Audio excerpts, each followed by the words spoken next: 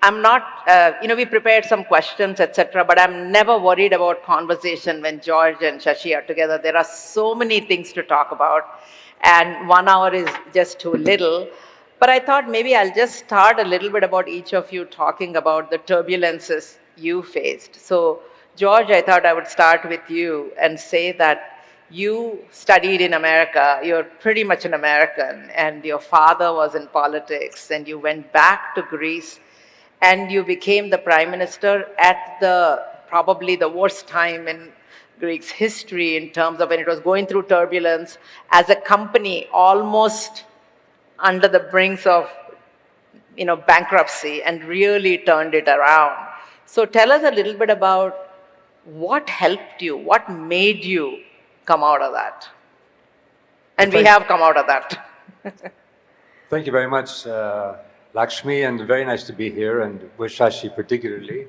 Yes, we have worked together in the past at a time when you were in the United Nations and almost became Secretary General. Yes. Which would have been quite an important, I think, change for the world, as India should be on the Security Council as a permanent member in sometimes. But yes, I was, of course, American, but I lived in Greece and we went through a dictatorship. My father was in jail, my grandfather in jail. We went into exile in Sweden, in France, in Canada, and then the UK. So a bit of a gypsy life. That maybe helped me a little bit in dealing with the global crisis, because this was not a Greek crisis only. We had our problems.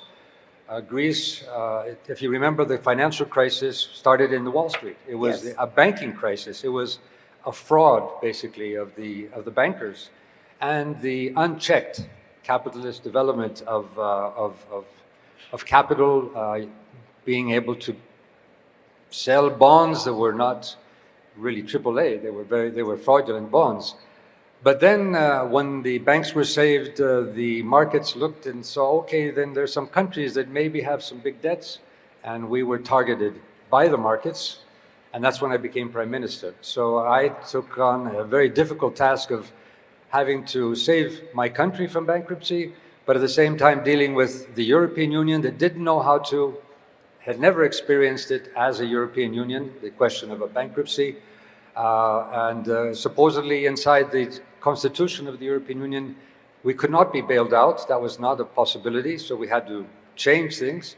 But I had to deal with the markets, I had to deal with the bankers, I had to deal with the global situation, all eyes on Greece, lest we become sort of a black hole to bring everybody down. And at the same time, I had to comfort our own citizens who were taking the burden of this change. I think that my resilience was being able to understand as much as I could. And you know, in a time of crisis, well, you don't really have much time to study. I was not an expert in the bond markets, so you have to rely on what you've learned. If you have time, and that I think is important in resilience, and we are now facing a world of uncertainty, of unpredictability, of major changes, possibly for the better, possibly for the worse.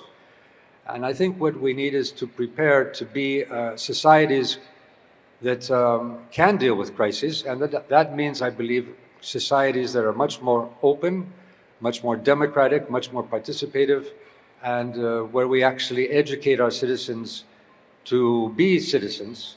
We don't do that very much. We educate for professions, but not for being citizens. I don't think any one leader, no matter how much we sometimes put our faith in a so-called strong men, I don't like the word because I don't really think that they are really strong men when they take all the power.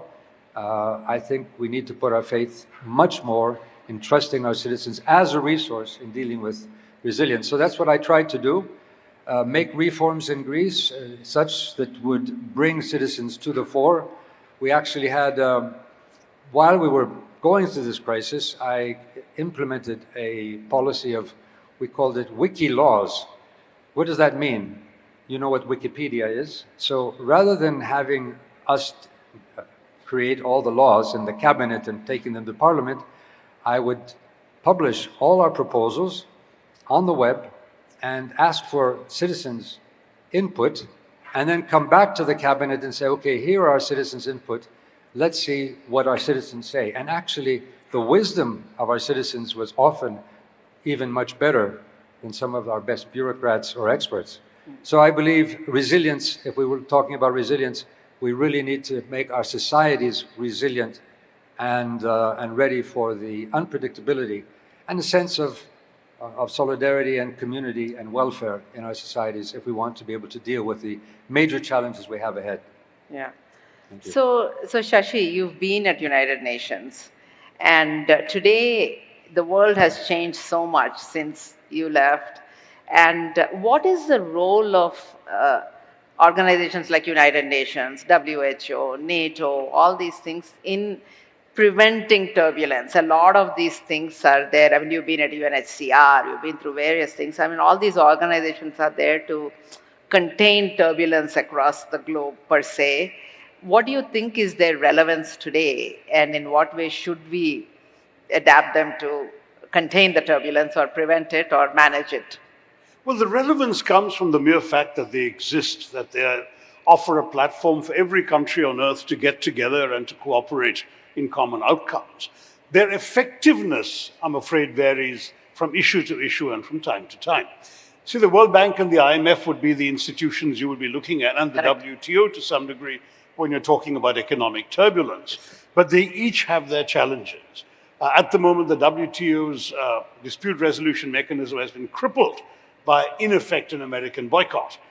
The World Bank is now increasingly seen as playing with the margins of the global economy and not the central issues. And the IMF, a similar problem, though the IMF, of course, has more exposure to the private sector. And if there has been a transition that lies behind the turbulence, as George was also implying about 2008 and 9, it is a dominance of the private sector over governmental economic management.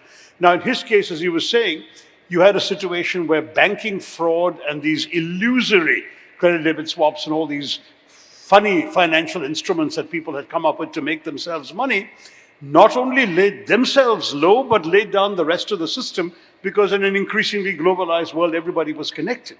But that was not something the UN bodies could have done anything about. It was the international financial system that was connected, the banks.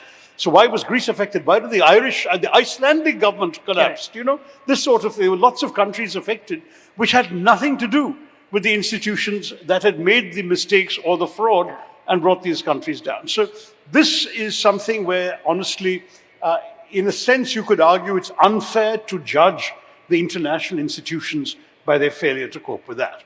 Similarly, look at the UN. Everyone says the UN is hopelessly ineffective because of the Ukraine war, its helplessness in that, the collapse of the Syrians to the rebel movement, all of that. Where is the peace and security mechanism, etc.?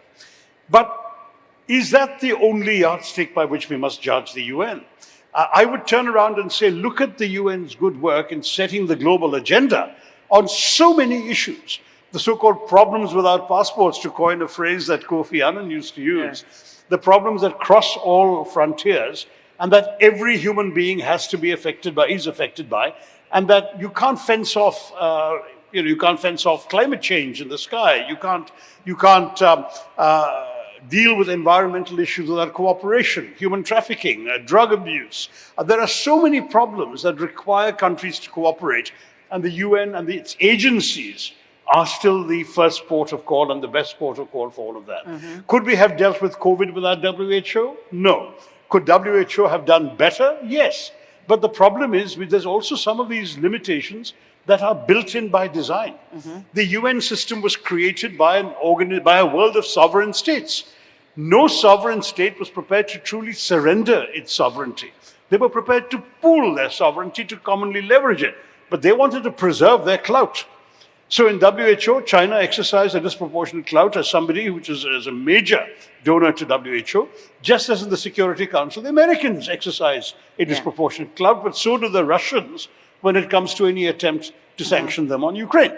And so it goes. You have to accept that the UN is a mirror of the world. It reflects all our inequalities, all our differences, all our divisions. And if we are prepared to accept that out of a spirit of realism, then I think we'll be able to say that it's better than the alternative. There's a great line by Dag Hammarskjöld 75 years ago. He said that the UN was never intended to take mankind to paradise, but rather to save humanity from hell. Beautiful. Sometimes the best that UN can do is prevent things from getting even worse. Yeah. And I think, George, talking about engaging citizens into what we do, I want you to talk about a couple of things. Once you were talking about how Ireland has done that in engaging citizens.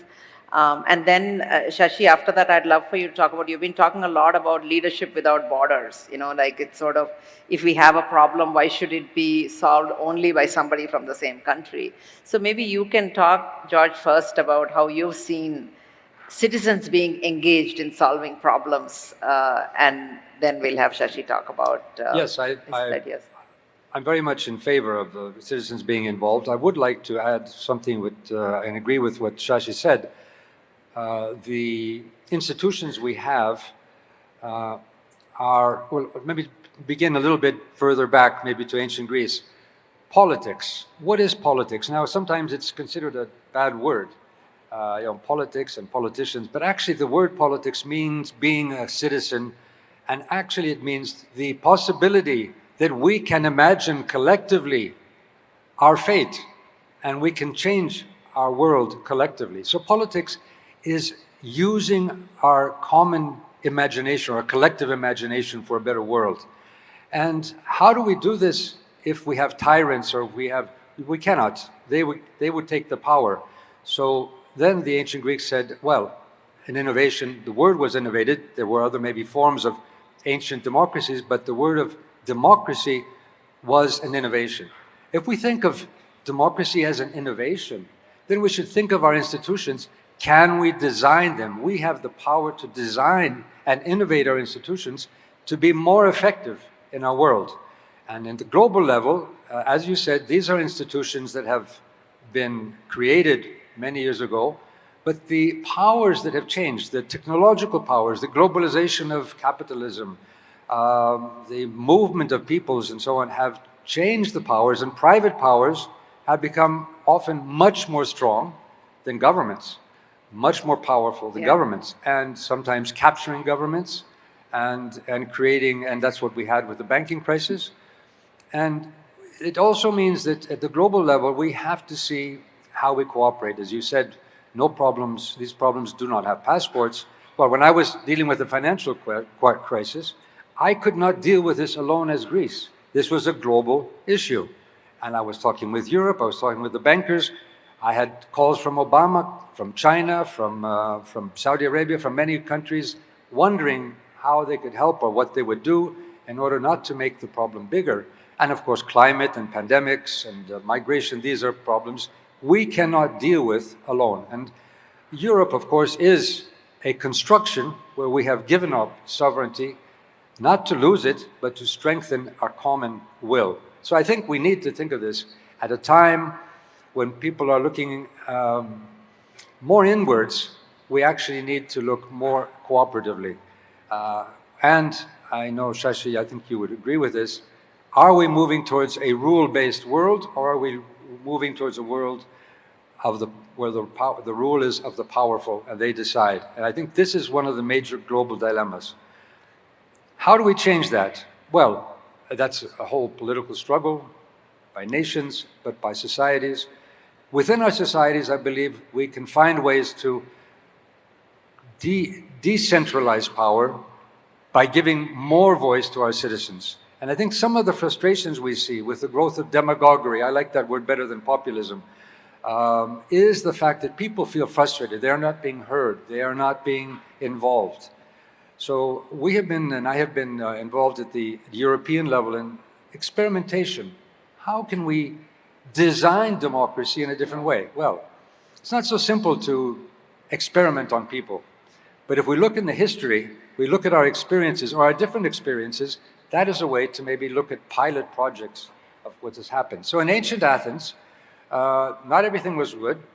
Women did not have citizenship, slaves were there, but they did have some interesting ideas. One of them was randomly selecting citizens So they would be actually representative of the total population. We call them today mini publics also, and say, okay, we have this problem. Why don't you as citizens give us your view, and this will be good for our politicians to think about. What they call a focus group today. Focus groups. Or but a jury selection in America. Yes, random selection, and actually with some power. So what Ireland did, Ireland had a big problem. Well, big problem. They are a Catholic country, very anti-abortion, religiously at least. But they were worried about what they should do about this issue. The politicians didn't want to talk about it because it was very highly controversial and very risky. So they said, let's try a citizens' assembly. They randomly chose a number, I think it was around 200 Irish citizens, randomly, completely randomly. Some of the politicians, parliamentarians were in this group also, and for 6 months they deliberated. They brought in experts, they brought in legal experts, they brought in doctors, they brought in entrepreneurs, and they decided on the issue of abortion, which was very controversial, that yes, they have to change the constitution and legalize it. That was the proposal from the citizens. That went to a referendum, and it actually changed. So these are new methods of deepening democracy and giving voice to our citizens. And I think this is a way forward. But of course, this also means fighting a lot of the concentrated power, which does not want to give up this power to the citizens. In citizens we trust. If we want a democracy, we first have to, and we want citizens to trust us or our institutions, we first have to trust our citizens. Yeah. Well, George, I'd agree with you. And in fact, we too in India, in a more modest way, are also trying your wiki laws approach. Not for every law, but for a handful of laws, particularly on issues that affect the average citizen. For example, the IT laws, the data protection law, and so on. They are putting it up on the website of the ministry and inviting public comments. Now, in practice, in a country like ours, 95% of the population are not going to check the ministry's website. So they will get comments only from a certain self-selected class, including NGOs, civil society activists, the people who care. But it's sort of a halfway step towards the kind of thing, citizens' participation, that you're talking about. But having said that, I wonder whether you and I are speaking of a world that may be in the process of being eclipsed. Do you think Mr. Trump believes in leadership beyond borders? He will never accept the proposition. First of all, within his borders, he wants to be absolute. And beyond his borders, he doesn't want anyone to interfere with him. Now, he's quite willing to change his borders. He wants Greenland and Panama and Gaza and God knows what else. Maybe he wants a borderless world where America is simply one country all over the world. Huh? I think the problem there is we would outvote him very quickly if that happened to us. But if he would accept voting. But jokes apart, I do believe we are witnessing a revival of autocracy, maybe too strong a word, but of leaders who are more determined to exercise clout. And let me give you a couple of variables that you want to think about, George. One is the financial crisis taught us about the vulnerability of national governments and national financial institutions to international forces. The COVID crisis taught us about how the global supply chains actually can be deleterious. America waking up one morning and realizing that their entire supply of their favorite headache remedy, ibuprofen, comes from China, and China was shut down for 3 months. So suddenly you couldn't get Advil in America for 3 months, okay? Now, suddenly everyone said, hey, wait a minute, we are learning that we need to be more in control of our economies, of our polities, of our imports, of our production chains, and of our country. And the result, it seems to me today, is the rise of a Trump and his equivalents in many European countries who are basically saying, we're here for us first. Trump unabashedly says America first. And I think for us to be in denial of that reflects our idealism. I spent my 29 years at the United Nations, so I have this internationalist vision. You come from the one continent where you were prepared to look beyond your national sovereignty. The Maastricht Treaty was signed by Greece and others. You've got an EU that is gradually converging into common institutions, common policies. So you and I may not be fully focused on what the reality is for somebody whose slogan is "Make America Great Again." And, I think we've got to be realistic in realizing the world is perhaps changing. And in this world, Lakshmi, to go back to your question, leaders want to be stronger behind their own borders rather than be leaders without borders.